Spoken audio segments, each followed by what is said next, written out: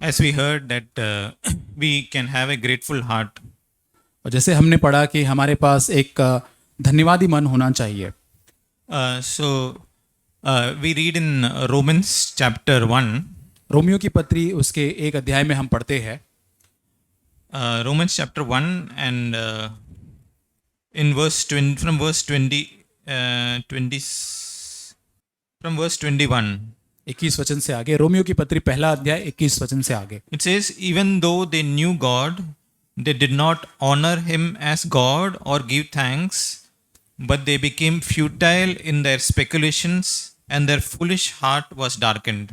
इस कारण कि परमेश्वर को जानने पर भी उन्होंने परमेश्वर के योग्य बड़ाई और धन्यवाद न किया, परंतु व्यर्थ विचार करने लगे, यहाँ तक कि उनका निर्बुद्ध मन अंधेरा हो गया। So here we read of something where backsliding starts in our hearts. यहाँ पर हम ऐसा कुछ पढ़ते जहाँ पर हमारे हृदय में पीछे हटने आरंभ हम हो जाते हैं, Because they did not glorify God. क्योंकि उन्होंने परमेश्वर की महिमा नहीं की। They did not think of what the good things God has done for them. उन्होंने नहीं सोचा कि परमेश्वर ने जो भले काम उनके लिए किए उनके बारे में उन्होंने नहीं सोचा। And they were not thankful in their hearts. उनके हृदय में वे धन्यवादी नहीं थे। So when I am not thankful in my heart, और जब मैं अपने हृदय में धन्यवादी नहीं होता हूँ, all evil things come into my heart. और तब मेरे हृदय में सारी बुरी बातें आ जाती है। And the beginning of all backsliding starts with an unthankful heart. और जब मैं धन्यवादी नहीं होता हूँ तो हमारे जीवन के अंदर पीछे हटना आरंभ हो जाता है। So we should ask God to create a grateful heart towards God. इसलिए हम परमेश्वर से मांगे कि परमेश्वर के प्रति परमेश्वर हमारे अंदर एक धन्यवादी मन हृदय को उत्पन्न करे। When our hearts are filled with thankfulness to God, जब हमारे हृदय परमेश्वर के प्रति धन्यवाद से भरे हुए होते हैं, when we think about God's goodness and how He was merciful to us, जब हम परमेश्वर की भलाई को, कैसे वो हमारे प्रति दयावंत रहा, उसको जब हम सोचते हैं, then Satan has no place in our hearts. तब शैतान हमारे हृदय में कोई जगह प्राप्त नहीं कर पाता। And when we think of the brothers and sisters in the church, और जब कलीसिया के अंदर भाई और बहनों के बारे में हम सोचते हैं, when we think of the good things they have done for us, और जो भली चीजें उन्होंने हमारे लिए की उसको सोचते हैं, and when our hearts are filled with thanksgiving when we meet our brothers and और sisters, जब हमारे भाई और बहनों को मिलते हमारे हृदय में एक धन्यवाद उनके प्रति होता है, then Satan has no place in the church. तब कलीसिया के अंदर भी शैतान का कोई स्थान नहीं रहता। And the beginning of all division and all complaining and all murmuring is a lack of gratefulness in our hearts. और जब हमारे अंदर एक धन्यवादी मन या धन्यवादी हृदय का अभाव होता है तो एक विभाजन आ जाता है, कुड़कुड़ाहट आ जाती है।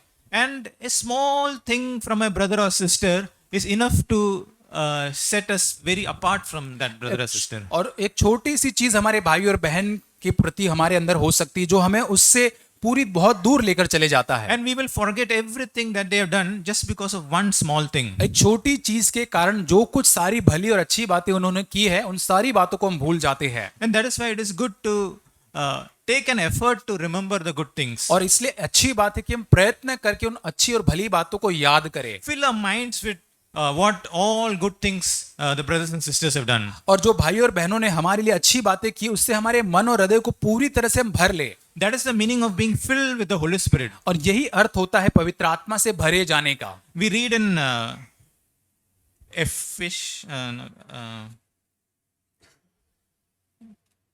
in the book of Ephesians. इफिसियों की पत्री में हम पढ़ते हैं, Ephesians chapter 5, इफिसियों की पत्री 5 अध्याय from verse 15 we read. वचन 15। It says, do not be drunk with wine, for that is dissipation, but be filled with the Spirit. 18 वचन में लिखा है, दाखरस से मतवाले न बनो, इससे लुचपन होता है, पर पवित्र आत्मा से परिपूर्ण होते जाओ। So when we think about being filled with the Holy Spirit, जब हम पवित्र आत्मा से परिपूर्ण या भरपूर होने के बारे में सोचते हैं, that is being filled with God in our hearts. इसका मतलब हमारे हृदय में हम परमेश्वर से भरपूर होने के बारे में है। It is not about just having feeling little excited, और ऐसा नहीं कि एक थोड़ा सा उत्तेजना हम महसूस करते, भावनात्मक वो नहीं है, but God's presence is there all the time in my heart. लेकिन मेरे हृदय में हमेशा निरंतर परमेश्वर की उपस्थिति होती है। And what is the evidence of being filled with the Holy Spirit? पवित्र आत्मा से भरे जाने का परिणाम या उसका सबूत क्या होता है? It says in verse 19, speaking to one another in psalms and hymns and spiritual songs, और 19 वचन में लिखा है कि आपस में भजन, स्तुतिगान और आत्मिक गीत गाया करो, singing and making melody with your heart to the Lord. और हमारे हृदय में स्तुतिगान, आत्मिक गीत गाकर हम परमेश्वर के सामने स्तुति गीत को गाते Then हैं। it's saying, always giving thanks for all things in the name of our Lord Jesus Christ. और सदा सब बातों के लिए प्रभु यीशु के नाम से परमेश्वर पिता का धन्यवाद करते To हैं, God, even the Father. और यहाँ तक परमेश्वर पिता का। So the Holy Spirit, being filled with the Holy Spirit, brings a heart of thanksgiving in our और hearts. पवित्र आत्मा से भरे जाना हमारे अंदर एक धन्यवादी हृदय को लेकर आता है। So in the new year, from the first day itself, we should ask God to fill us with the Holy Spirit. और नए साल के पहले ही दिन हमें परमेश्वर से मांगना है कि हमें पवित्र आत्मा से प्रभु भर दे, So that we will always be thankful to God. ताकि हम परमेश्वर के प्रति हमेशा धन्यवादी रहे। And we need to take an effort to remember what God has done for us. और हमें प्रयत्न करने उस बात को याद करने के लिए जो परमेश्वर ने हमारे लिए किया है, Because it says we love Him because He first loved us. क्योंकि हम पढ़ते हैं कि हम उससे प्रेम करते हैं क्योंकि पहले उसने हमसे प्रेम किया है। And more we meditate on His love, और जितना अधिक हम उसके प्रेम पर मनन करते हैं, more we will be able to love Him and love one another. और उससे अधिक हम जितना मनन करेंगे उतना अधिक परमेश्वर से प्रेम करेंगे और एक दूसरे से प्रेम कर पाएंगे। In Romans chapter 5, रोमियो की पत्री 5 अध्याय in verse 5, वचन 5, it says, and hope does not disappoint because the love of God has been poured out within our hearts through the Holy Spirit. और आशा से लज्जा नहीं होती क्योंकि पवित्र आत्मा जो हमें दिया गया है उसके द्वारा परमेश्वर का प्रेम हमारे हृदय में डाला गया है। So when I'm filled with the Holy Spirit, I'm be filled with love of God in my heart. और जब मैं पवित्र आत्मा से भर जाता हूं तब परमेश्वर के प्रति मेरे हृदय में एक प्रेम से मैं भर जाता हूं। And the love of God which is poured in our hearts reminds us what God has done for us. और जो प्रभु का प्रेम हमारे हृदय में उंडेला जाता है वो हमको स्मरण दिलाता है कि परमेश्वर ने हमारे लिए क्या किया है। So in verse 6 it says, for while we were still helpless, at the right time Jesus died for the ungodly. और वचन 6, क्योंकि जब हम निर्बल ही थे तो मसीह ठीक समय पर भक्तिहीनों के लिए मरा। So one will hardly die for a righteous man, और कोई धर्मी जन के लिए कभी मरने का साहस कभी करेगा, though perhaps for a good man someone would even dare to die. और क्या जाने किसी भले मनुष्य के लिए कोई मरने का धैर्य भी दिखाए। But God demonstrated His love toward us in that while we were still sinners, Christ died for us. परंतु परमेश्वर ने हम पर अपने प्रेम की भलाई इस रीति से प्रकट करता है, जब हम पापी ही थे मसीह हमारे लिए मरा। So think about that love. इस प्रेम के बारे में सोचे। So when we were not worthy of God's love, और जब हम परमेश्वर के प्रेम के योग्य ही नहीं थे, when we were deserving hellfire, और जब हम उस नरक की अग्नि के योग्य थे, when we were storing God's wrath upon us, और जब हम परमेश्वर के उस क्रोध के योग्य थे, we had no interest to follow Jesus. यीशु मसीह का अनुसरण करने में कोई रुचि हमारे अंदर नहीं थी। God took the first step of sending His Son for us. यीशु मसीह परमेश्वर एक पहला कदम लेता है, अपने बेटे यीशु मसीह को हमारे लिए भेजता है। Let that be a fresh thing in our hearts. और ये हमारे हृदय में एक तरोताजा करने वाली बात हो, That you are hearing for the first time that Jesus died for you. ये जैसे कि हम पहली बार सुन रहे कि यीशु मसीह हमारे लिए मरा है। And let that bring a grateful heart towards God. और ये परमेश्वर के प्रति एक धन्यवादी हृदय हमारे अंदर उत्पन्न करने So पाए। many times we don't think about these things. That's why we are not thankful. क्योंकि कई बार हम इस बातों को सोच नहीं पाते हैं, नहीं सोचते, इसलिए हम धन्यवादी नहीं हैं। And if more we meditate on these things, और जब और अधिक इन बातों के ऊपर हम मनन करते रहेंगे, more we will be thankful towards God. और तब परमेश्वर के प्रति और हम धन्यवादी बने रहेंगे। And we will ask the Holy Spirit to fill our hearts with these things. और तब हम परमेश्वर को पवित्र आत्मा से हमारे मन को भरने के लिए इन बातों से कहेंगे। In Philippians chapter 4, फिलिप्पियों की पत्री 4 अध्याय we read in verse 8, वचन 8, we read, finally, brethren, whatever is true, whatever is honorable, whatever is right, whatever is pure, whatever is lovely, whatever is of good repute, if there is any excellence, if anything worthy of praise, dwell on these things. फिलिप्पियों 4:8, इसलिए हे भाइयों, जो बातें सत्य है, जो बातें आदरणीय, उचित, पवित्र, सुहावनी, मन भावनी, सद्गुण, प्रशंसा की बातें, उस पर ध्यान लगाया करो। So God has commanded in the word that what should our mind be occupied with. और प्रभु ने अपने वचन में हमें आज्ञा दी है कि हमारा मन किस बातों के ऊपर लगा हुआ होना चाहिए। We should be thinking about things which are true. और जो बातें सत्य है, सच्ची है, उनके बारे में हमको निरंतर सोचना चाहिए। Not just true means it doesn't just mean that somebody did something, I'm thinking about it. और सच बातें सत्य बातें ये नहीं कि किसी ने मेरे लिए कुछ किया उसके बारे में मैं सोचता हूँ, उतना नहीं। Some evil of somebody I'm thinking which is true. और जो किसी ने बुरी बात की है और वो मैं सोचता हूँ वो बात सच हो सकती है, वो नहीं है। But truth means truth about how God is working in each one of our lives. और लेकिन सत्य यह है कि परमेश्वर किस रीति से हम सबों के जीवन में काम कर रहा है। Bible says what we see is temporary, वचन कहता है, बाइबल में लिखा है कि जो हम देखते हैं अपनी आंखों से एक क्षण भर का है, but what we do not see is eternal. लेकिन जो हम नहीं देख पाते वो अनंत काल का है। So when I see a brother or sister, I have to see through God what that brother or sister God will do in his life. और जब मैं किसी भाई और बहन को देखता हूं तो मुझे परमेश्वर की नजर से देखना है कि परमेश्वर उनके जीवन में क्या कर सकता है। And whatever is honorable. और जो कुछ आदरणीय बात है। See, our flesh likes to meditate on things which are not good. और हमारा शरीर जो है जो बातें अच्छी नहीं होती उस पर मनन करना ज्यादा पसंद करता है। But here the Holy Spirit wants us to put to death that nature in us. लेकिन पवित्र आत्मा चाहते हैं हमारे अंदर वो पाए जाने वाला स्वभाव उसको हम मृत्यु की समानता में लेकर आए। And when our thoughts get renewed, और जब हमारे विचार नए हो जाते हैं, when we start working on our thought life, जब हमारे वैचारिक जीवन के ऊपर काम करना हम आरंभ करते हैं, when we start thinking about things which are pure, और जो बातें पवित्र उन बातों को सोचना आरंभ करते our हैं, whole life will change. हमारा पूरा जीवन बदल जाएगा। Because as we see that whatever we think, so are we. और जो हम सोचते हैं, जिस रीति से सोचते हैं वही हम हैं वास्तव में। So if I'm always thinking about thoughts of jealousy and envy and competition, then I am that person. और यदि मैं निरंतर जलन के बारे में, डाह के बारे में, प्रतियोगिता के बारे में सोचता हूं तो मैं ऐसा ही व्यक्ति हूं। If I'm always thinking about how can I impress others, how can I get honor from people, then I am that person. यदि मैं निरंतर कैसे मैं लोगों को इंप्रेस कर सकता हूं, उनको प्रतिभा और मैं उनको खुश कर सकता हूं, तब मैं ऐसे ही व्यक्ति बन जाता But हूं। transformation happens when I work in my thought life. और जब मेरे विचार में मैं काम करना आरंभ करता हूं तब बदलाव आता है। In Romans chapter 12, रोमियो की पत्री 12 अध्याय we read in verse 1 and 2. वचन 1 और 2 में हम पढ़ते हैं, It says, "Therefore I urge you, brethren, इसलिए हे भाइयों मैं परमेश्वर की दया स्मरण दिलाकर विनती करता हूं by the mercies of God, to present your bodies a living and holy sacrifice, acceptable to God, which is your spiritual service of worship." अपने शरीरों को जीवित पवित्र परमेश्वर की भावता हो बलिदान करके चढ़ाओ, यही तुम्हारी आत्मिक सेवा है। So we want to worship God. हम परमेश्वर की आराधना करना चाहते हैं। We want to offer our bodies to God. हम अपने शरीरों को परमेश्वर को अर्पित करना चाहते हैं। Each member of our bodies we want to offer to God. हमारे शरीर के हर भाग, हर अंग को हम परमेश्वर को अर्पित करना चाहते हैं। We want to present it as a living sacrifice. हम एक पवित्र और जीवित बलिदान करके उसको चढ़ाना चाहते हैं। Worshipping God is not singing some songs on Sunday. और परमेश्वर की आराधना करना रविवार को कुछ गीतों को गाना नहीं है। But during the week when my tongue wants to hurt somebody, that time I offer it as a worship to God. और लेकिन पूरे सप्ताह के अंदर मेरी जबान के द्वारा किसी को मैं चोट पहुंचाना चाहता हूं, तब मैं उस जबान को जब परमेश्वर को देता हूं तब मैं आराधना करता हूं। When my ears want to hear something which evil about others, that time I offer it as a sacrifice. That is the worship of God. और जब कभी मेरे कान से किसी के बारे में बुराई सुनने की कोशिश मैं करता हूं और उस कान को मैं परमेश्वर को अर्पित करता हूं, तब मैं परमेश्वर की आराधना करता हूं। So that is how we become a spiritual service, perform a spiritual service of worship. और इसी रीति से हम एक आत्मिक सेवा परमेश्वर के प्रति कर पाते हैं। And then in verse 2 it says, 2 वचन में, "Do not be conformed to this world." इस संसार के सदृश न बनो। See, we are living in the midst of an evil and crooked world. और हम एक बहुत ही दुष्ट, एक बुरे संसार के बीच में हम जीवन जीते हैं। And lot of the things which we see and hear that influences our mind. जो बातें, बहुत सारी चीजें जो हम देखते हैं, सुनते हैं, हमारे मन को प्रभावित करता है। And it says, "I should not be conformed to the thought patterns of the world." और यहाँ पे जैसे लिखा है कि संसार की जैसे विचारधारा चलती है उसके अनुसार मुझे नहीं बनना है। So I can be influenced by the things which people say.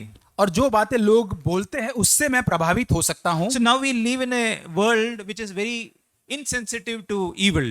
और यहाँ पर हम ऐसे संसार में जीते हैं जहां लोग जो बुराई जो होती है उसके प्रति बहुत ही असंवेदनशील होते हैं। Because Jesus said, "Because iniquity will rise, love of many will grow cold." क्योंकि यीशु ने कहा कि अधर्म के बढ़ने से बहुत सारे लोगों का प्रेम ठंडा हो जाएगा। That means because there is lot of evil and impurity in the world, क्योंकि संसार के अंदर बहुत सारी दुष्टता है, अशुद्धता है, somehow I can tolerate it in my life. और कहीं ना कहीं किसी न किसी रीति मेरे शरीर के अंदर, मेरे जीवन के अंदर उसको सह लेता हूं। That means I say that sin is not so serious. और इसका मतलब मैं ये कहने की कोशिश करता हूं कि पाप इतना ज्यादा गंभीर नहीं है। Watching a small 1 second impure thing doesn't affect much. और 1 सेकंड का 1 मिनट का एक गंदा वीडियो देखने से मुझे कोई अपवित्र वो नहीं करेगा. Or is it is okay to watch some humor because even if it's having some double meaning, it is okay to watch. और कोई भी ऐसा जो दो प्रकार का उसके अंदर जो अर्थ होता है, ऐसे वीडियो को थोड़ा सा देखना, थोड़ा हंसी मजाक उसमें होता है, उसमें देखने में कोई गलत नहीं. Because we need little fun and entertainment. क्योंकि हमको थोड़ा आनंद और मनोरंजन भी चाहिए.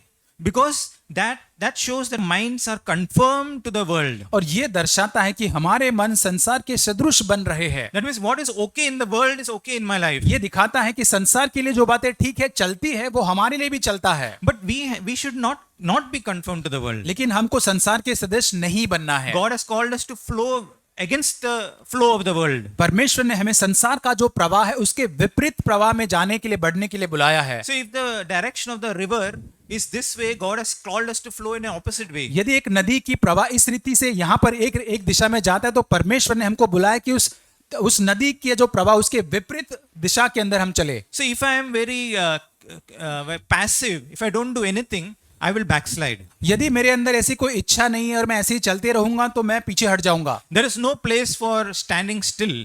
और कोई भी ऐसी जगह नहीं होती जहां पर मैं स्थिर खड़ा रहूं. If I am not working my salvation with fear and trembling. और यदि डरते हुए थरथराते हुए मेरे उद्धार के ऊपर मैं काम नहीं करता हूं. If I am not judging myself. मैं अपने आप का न्याय नहीं करता हूं.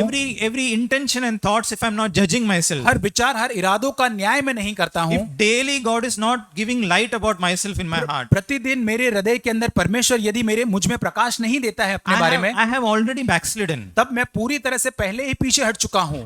Backsliding doesn't happen when you go out of the church and you become totally evil. और पीछे हटना तभी नहीं होता कि हम कलीसिया से बाहर बन जाते, बाहर चले जाकर पूरी तरह से बुरे बन जाते, तभी हम पीछे नहीं हटते हैं. I can be in the church, I can be honored by the brothers and sisters. मैं कलीसिया में बना रह सकता हूं, अन्य भाई और बहनों से आदर प्राप्त कर सकता हूं. But in my heart things are not right with God. लेकिन मेरे हृदय में परमेश्वर के साथ चीजें ठीक नहीं है. I have bitter attitude in my heart towards my brothers and sisters. और मेरे भाई और बहनों के प्रति कड़वाहट से भरा हुआ स्वभाव व्यवहार मेरे अंदर है. I have envy and jealousy in my heart. मेरे अंदर जलन है, एक डाह है अन्य लोगों के प्रति. In James it says where envy and jealousy exist, all form of evil exist. और जब याकूब के अंदर लिखा है कि जब हमारे जलन और डाह होता है तो हर प्रकार की बुराई हमारे अंदर वास करती है. So if I am tolerating these sins in my heart, यदि हमारे हृदय के अंदर इन सारे पापों को यदि हम सहन करते जाते हैं, and I am not concerned about it, तो यदि उसके बारे में हमें चिंता नहीं, ख्याल नहीं होता I है, am not going alone before God and saying, God, you purify my heart. अकेले परमेश्वर के जाकर मैं परमेश्वर से मांगता नहीं कि प्रभु मुझे पूरी तरह से शुद्ध कर.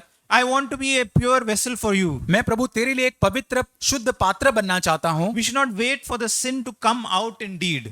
और हमें पाप को भीतर से निकलकर कार्य में आने तक राह नहीं देखना है. We should deal with it in the root. लेकिन उसके जड़ में ही उसको नाश करना है. It says, do not be conformed to this world, but be transformed by the renewing of your mind. संसार के सदृश न बनो, परंतु तुम्हारे बुद्धि के नए हो जाने से चाल चलन भी बदलता जाए. So unless my mind is getting renewed, there will be no transformation. जब तक मेरा मन नया नहीं होता है, तब तक कोई रूपांतरण या बदलाव नहीं होता है. Has the way of thinking changed from the last year? क्या पिछले साल की तुलना के अंदर मेरे विचार जो है बदले हैं?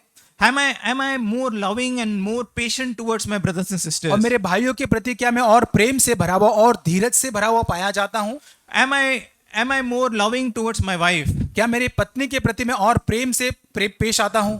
Am I more working in the area of judging others? अन्य लोगों को न्याय करने के संबंध में क्या मैं काम कर रहा हूं? Or do the things of the world now don't attract me as they used to? और जैसे दुनिया की बातें मुझे पहले आकर्षित करती थी, अब वे इतना आकर्षित मुझको नहीं करती है. Does the entertainment which I used to enjoy so much not attract me now? जब पहले मनोरंजन जो मैं उसका आनंद उठाया करता हूं, अब वो मुझे इतना आकर्षित नहीं करता है. Because I have renewed my mind. क्योंकि मेरा मन अब नया हो चुका है. And that is how we can prove God's will. और ये इसी प्रकार हम परमेश्वर की इच्छा को बता सकते, उसको जांच सकते हैं. That which is good and acceptable and perfect. जो भली है, भावती सिद्ध इच्छा है. And that is what God wants to do in our hearts. और यही परमेश्वर हमारे हृदयों में करना चाहता है. It says in 1 Corinthians, पहला कुरिन्थियों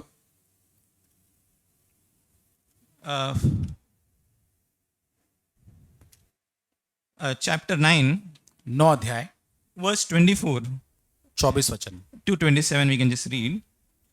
Do you not know that those who run in a race all run, but one receives the prize? Run in such a way that you may win.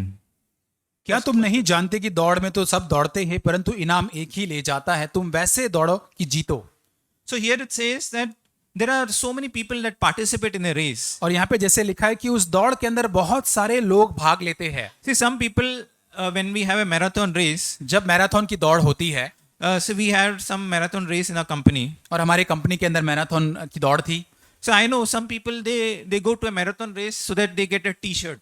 और उस marathon में, वो दौड़ में इसलिए जाते कुछ भाई कि उसके अंदर उनको टी शर्ट मिलती है, And some people they want their photos to be clicked that they started the race. और कुछ लोग इसलिए जाते हैं क्योंकि आरंभ के स्थान पर अपना फोटो खींचते ताकि उनको फोटो मिल सके, And some people they can take a selfie that they were running. और कुछ लोग सेल्फी ले सके दिखाने के लिए कि वो दौड़ को दौड़ They रहे are not हैं। running to win. वो इसलिए नहीं दौड़ रहे कि वो जीते, They did not practice before the race that I have to win and I have to get a medal or something. और उस दौड़ को दौड़ने से पहले उन्होंने कोई प्रैक्टिस नहीं किया था कि मुझे दौड़ को दौड़ना है और उस मेडल को प्राप्त करना है, ऐसा नहीं था। So in the Christian race also, मसीह जीवन की दौड़ के अंदर भी although we have so many people in the church, बहुत सारे लोग कलीसिया में तो है, not everybody is serious about the Christian race. लेकिन हर कोई मसीही दौड़ के बारे में गंभीर नहीं है। Some have just joined the church to sing along and to hear God's word. और कई लोग सारे इस कलीसिया के अंदर जुड़े हैं ताकि हमारे साथ गीत को गा सके, अच्छे वचनों को सुन सके, And maybe we'll get some benefit. और उससे शायद कुछ फायदा हमको मिल जाएगा। But we are not serious about completing the race. लेकिन हम उस दौड़ को पूरा करने के लिए गंभीर नहीं है। I'm not serious about making progress in my life. मेरे जीवन के अंदर उन्नति करने के लिए मैं उससे गंभीर नहीं हूँ। So that is what Paul says, that you have to run in such a way that I want to make progress. I want to win that race. और पौलुस इसलिए कहता है कि मैं इस प्रकार दौड़ना चाहता हूँ कि मैं आगे उन्नति करूँ, जिससे कि मैं आगे जाकर जीत पाऊँ उस दौड़ को। In verse 26 it says, therefore I run in such a way as not without aim. और 26 वचन में कहता है कि इसलिए मैं इस रीति से दौड़ता हूं कि बेठिकाना नहीं, बिना किसी उद्देश्य के नहीं। So do I have an aim in my life? क्या मेरे जीवन में कोई उद्देश्य है? In my Christian life, do I have an aim to make progress? और मेरे मसीह जीवन के अंदर क्या ऐसा कोई उद्देश्य है कि मैं एक उन्नति करना चाहता हूं? Or am I just going through the motion every day? और क्या मैं उसी चाल चलन के अंदर, उसी बहाव के अंदर प्रतिदिन चलते जाता हूं? Is there an aim that I need to work out my salvation? और क्या मेरे जीवन के अंदर एक ध्येय है, एक उद्देश्य है कि मुझे उस उद्धार का काम पूरा करना है? Is there an aim that I want to become more Christ-like in this year? क्या ऐसा एक उद्देश्य कि इस आने वाले साल में और मसीह के समान में और अधिक बनना चाहता हूं? Because if I don't have an aim, और then I यदि- cannot make progress. यदि मेरे जीवन के अंदर वो उद्देश्य, वो ध्येय नहीं है, तो मैं वहां उसकी और आगे उन्नति नहीं करूंगा, I will be always going around in circles. और तब मैं उस गोलाकार में गोल घूमते रहूंगा। That means one day I will sin, then I will get up again. और एक दिन मैं पाप करूंगा, फिर उसमें वापस उठूंगा, Then I will sin again and I will get up again. और वापस मैं पाप करूंगा, वापस मैं फिर से उठूंगा। Because I don't have an aim to overcome that sin. और क्योंकि मेरे पास ध्येय, उद्देश्य नहीं उस पाप पर विजय पाने का, But we need to have an aim in our life. लेकिन हमारे जीवन के अंदर एक उद्देश्य होना जरूरी है। Lord, I want to run this race with an aim. प्रभु, मैं इस दौड़ को इस उद्देश्य के साथ दौड़ना चाहता हूँ। Work in my heart so that I get a desire to follow you. प्रभु, मेरे हृदय में काम करे ताकि तेरा अनुसरण, तेरा पीछा करने की इच्छा मुझ में आ जाए। I box in such a way as not beating the air. और वो कहता है कि मैं इस रीति से मुक्कों से लड़ता हूं, परंतु उस समान नहीं कि जो हवा में पीटता हुआ लड़ता हो। So he's saying that when a boxer boxes, he's not just boxing in the air. और जब एक बॉक्सर जो वो मुक्का लड़ता है तो वो हवा के अंदर नहीं लड़ता है, Because he knows what is the target, where I have to hit so that I win. लेकिन उसको पता है कि कहां पर मुझे मुक्का मारना है, कहां पर वो टारगेट जो जहां पर मुझे मारना है। And then Paul says, what is that thing which I have to hit so that I make progress? और पौलुस कहता है कि ऐसी कौन सा जो मुक्का है जहां पर मुझे मारना है, जिससे कि मैं बढ़ोतरी या उन्नति कर पाऊं। It says, but I discipline my body and make it my slave. और 27 वचन में कहता है, मैं अपनी देह को मारता कूटता और वश में लाता हूं। So it is if I want to make progress, I do not allow my body to say what I should do. और यदि मैं उन्नति मेरे जीवन में मसीह दौड़ में करना चाहता हूं, तो मेरा शरीर जो मुझको कहना करवाना चाहता है उसका मैं आदी नहीं बनता हूं। I don't become my slave to my bodily desires. और मेरे शरीर की जो इच्छाएं जो है, वासनाएं जो, उसका मैं गुलाम नहीं बनता हूं। Paul says that if I do that, if I become a slave to my bodily desires, और पौलुस कहता है कि मेरी शरीर की वासनाएं जो है उसका अगर मैं गुलाम बन जाता हूं, I will preach to others अन्य and लोगों I will be disqualified myself. और मैं अन्य लोगों को प्रचार तो करूंगा लेकिन मैं स्वयं निकम्मा बन जाऊंगा। See, Paul had a healthy fear of God. और पौलुस के अंदर एक बहुत ही एक स्वस्थ कारक एक परमेश्वर का भय था। He was not saying that in the road to Damascus I heard God's voice once upon a time, so I am on the road to heaven. और वो कभी ऐसा नहीं कहता है पौलुस के दमस्कस के रास्ते पर जाते हुए मैंने परमेश्वर का एक बार आवाज एक बार सुना था, अब मैं स्वर्ग के रास्ते में आगे बढ़ रहा हूं, ऐसा नहीं कहता He's है। not saying that it doesn't matter whatever I do with my body, I know that Jesus has forgiven my sin. और वो ऐसा नहीं कहता है कि इससे कोई फर्क नहीं पड़ता कि मेरे शरीर की द्वारा मैं कुछ भी करूं, यीशु मसीह ने मुझे माफ किया है। He says that I fear that I will be disqualified. और वो कहता है कि मुझे डर लगता है कि मैं कहीं अयोग्य या निकम्मा ना ठहर जाऊं। If I don't discipline my body, I can be disqualified. और यदि मैं अपने शरीर को अनुशासित नहीं करता हूं तो मैं निकम्मा बन जाऊंगा। God will not look at the number of churches I planted. और कितने नंबर की मैं कितने कलीसिया की मैंने स्थापना की उससे फर्क नहीं पड़ेगा प्रभु को। God will not look at the number of times I went to prison. और कितनी बार मैं प्रभु के लिए उस कैदखाने में गया उससे प्रभु नहीं देखेगा। But today if I don't discipline my body, लेकिन यदि आज अपने शरीर को मैं अनुशासित नहीं करता हूं I can be disqualified. तब मैं पूरी तरह से अयोग्य ठहरूंगा। I may have preached to many millions of people. और हो सकता है सैकड़ों हजारों लोगों को मैंने प्रचार किया होगा। I may be brought many Gentiles to Christ. बहुत सारे अन्य जातियों को मैंने मसीह में उनको लेकर आया होऊंगा। But if I don't discipline my bodily passions, लेकिन मेरे शरीर की जो वासनाएं हैं, मनोवेग है, उसको यदि मैं अनुशासित नहीं करता हूं I can be disqualified. तो मैं पूरी तरह से निकम्मा अयोग्य ठहरूंगा। And then Paul explains that in chapter 10. और 10 वचन में आगे पौलुस उसको आगे विस्तृत से बताता है। From verse 3, from verse 2 you can just read. और दूसरे- From verse 1 we can read. और एक वचन से आगे जब हम पढ़ते हैं, Says, for I do not want you to be unaware, brethren, that our for the fathers were all under the cloud and all passed through the sea. हे भाइयों, मैं नहीं चाहता तुम इस बात से अज्ञात रहो कि हमारे सब पूर्वज बादल के नीचे थे और सबके सब समुद्र के बीच से पार हो गए। All were baptized into Moses and in the cloud and in the sea. और सब ने बादल में समुद्र में मूसा का बपतिस्मा लिया And all ate the same spiritual food. और सब ने एक ही आत्मिक भोजन किया And all drank the same spiritual drink. और सब ने एक ही आत्मिक जल को पिया, For they were all drinking from the spiritual rock which followed them, and the rock was Christ. क्योंकि उस आत्मिक चट्टान से वे पीते थे जो उनके साथ साथ चलता था, वह चट्टान मसीह यीशु था। So it is as a list of lot of things which we consider that it's a passport to heaven. और ये बहुत सारी ऐसी सूचीबद्ध यहाँ पे लिस्ट लिखा हुआ है, वो लगता होगा कि एक स्वर्ग जाने का पासपोर्ट यहाँ पर है। Because they have been baptized, they have eaten the spiritual food, they have drank from the spiritual rock, everything they have done. और यहाँ पर बहुत सारी चीजें लिखी, उन्होंने बपतिस्मा लिया, उसके बाद उन्होंने आत्मिक भोजन खाया और उसके बाद आत्मिक जल पिया, आत्मिक चट्टान से पीते थे। Then it says, nevertheless, with most of them God was not well pleased. वचन 5, परंतु परमेश्वर उनमें से बहुतों से प्रसन्न नहीं था, For they lay low in the wilderness. क्योंकि इसलिए वे जंगल में ढेर हो गए। And now these things happened as examples for us, और ये सारी चीजें हमारे लिए एक चेतावनी, एक उदाहरण के रूप में है, so that we would not crave evil things as they craved. और जो बुरी वस्तु की लालच उन्होंने की उस प्रकार हम उस बुरी लालसा को न रखें। So it is not talking about any big sin, और यहाँ पर कोई बड़े पापों के बारे में नहीं लिखा है, just some evil things which I am craving in my heart. और एक बुरी चीजों की मेरे हृदय के अंदर मैं लालच या लालसा करता हूँ। I don't want to do that because I can fall like the Israelites fell away. और मैं उस बात को नहीं करना चाहता जैसे इस्राएली उस मार्ग से भटक गए या गिर गए। And we can say that no, I am all right. Others can fall, I will not fall. और हम ये नहीं कह सकते मैं तो पूरी तरह से सही हूं, अन्य लोग गिर सकते, मैं नहीं गिर सकता। In verse 17, verse 12, it says, therefore let him who thinks he stands take heed that he does not fall. इसलिए 12 वचन में लिखा है, जो समझता है कि मैं स्थिर हूं वह चौकस रहे कि कहीं गिर न पड़े। So if I am the person who says I am better than others, I am the first person to fall. और यदि मैं ये कहता हूं कि मैं अन्य लोगों से, अन्य भाई बहन से बेहतर हूं, तो मैं पहला व्यक्ति बन जाऊंगा गिरने वाला। Because it says that pride goes before a fall. क्योंकि वचन लिखा है कि घमंड के आगे आगे गिरना होता है। So we can ask God to protect us in this new year. और इस नए साल के अंदर परमेश्वर से मांग सकते कि वो हमारी रक्षा करे इन बातों And में, help us to discipline our bodies. ताकि हम हमारे शरीर को अनुशासित कर सके। And we need God's grace. हमें परमेश्वर का अनुग्रह चाहिए, We need the power of the Holy Spirit. पवित्र आत्मा का सामर्थ चाहिए। We need to continuously depend on God. निरंतर परमेश्वर के ऊपर हमको निर्भर रहना है, We don't depend on our own willpower. और हमारी इच्छा शक्ति के ऊपर हम निर्भर नहीं रह सकते। We just come to God, God, I am very weak. प्रभु के पास आकर हम कहते कि प्रभु मैं बहुत ही ज्यादा निर्बल हूँ, I may fall fall today. मैं आज गिर सकता हूँ, Please help me to overcome. प्रभु मेरी सहायता कर विजय प्राप्त करने के And लिए। every day, as we depend on God, और प्रतिदिन जब हम परमेश्वर पर निर्भर होकर जीवन जीते we हैं, can experience God's grace in our hearts. तब हमारे हृदय में परमेश्वर के अनुग्रह का अनुभव हम कर सकते हैं। And we humble ourselves and God gives us grace. और जब हम अपने आप को नम्र करते, परमेश्वर हमको अनुग्रह देता है। Just read one more verse and we can stop. और एक वचन हम पढ़ेंगे In Philippians chapter 3, फिलिपियों की पत्री 3 अध्याय verse 12. वचन 12। 12 and 13 we can just read.